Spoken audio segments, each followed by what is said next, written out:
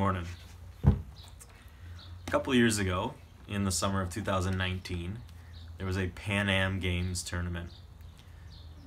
And during one of the women's basketball games, early in the tournament actually, between Argentina and Colombia, there was a bit of a, there was a big mix-up.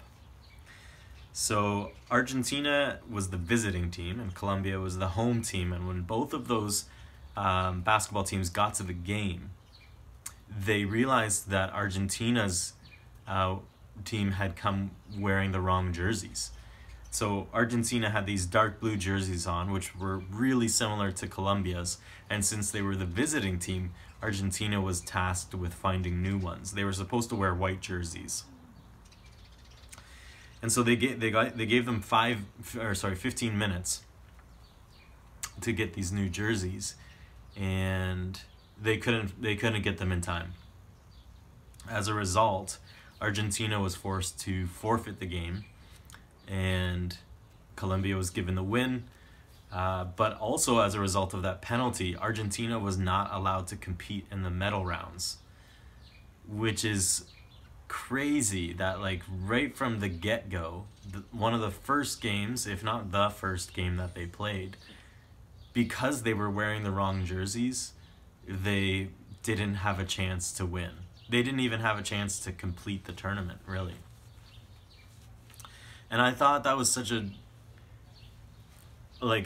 great example of how in life we also, and I think just in the grand scheme of things too, we need to be conscious of what we put on and what we are wearing, because many times in the Bible there's references to clothing and being clothed in certain garments that either make us fit or unable to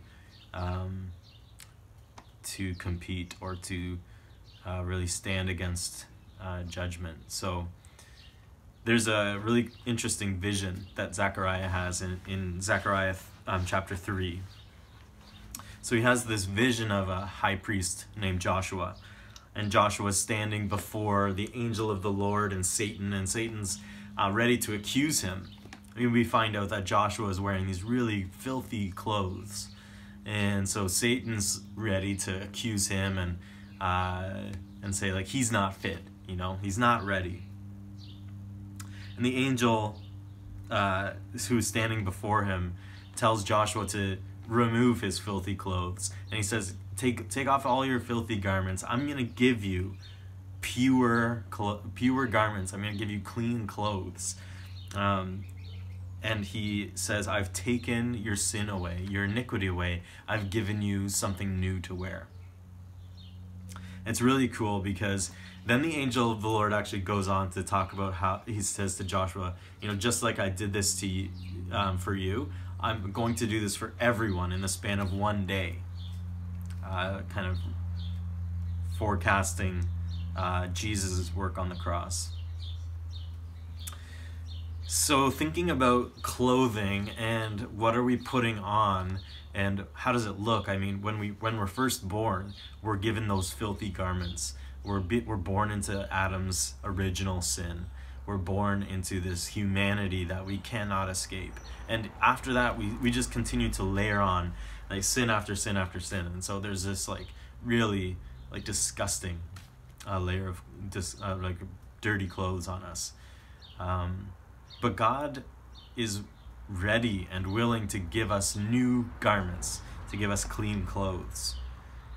In Ephesians chapter 4, which Don preached about on Sunday, it says that too. It says to put off your old self, which belongs to your former manner of life, and is corrupt through deceitful desires. Be renewed in the spirit of your minds, and put on a new self, created after the likeness of God in true righteousness and holiness. So we get these new clothes from God, and we have this chance at actually finishing the race or competing in the tournament. I'm reminded of the hymn, The Solid Rock. And in the last stanza, the lyrics say, I'm not going to sing it, but it says, when he shall come with trumpet sound, O may I then in him be found, dressed in his righteousness alone, faultless to stand before the throne. Today might be a good day to take stock of what you're wearing. Maybe it's not a Packers jersey. I'm not really even talking about like physical clothing, but thinking about what do we put on every day? Are we still putting on our old self that's corrupt with deceitful desires?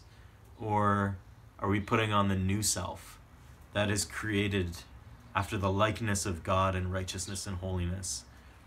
Though that outfit is ready for us.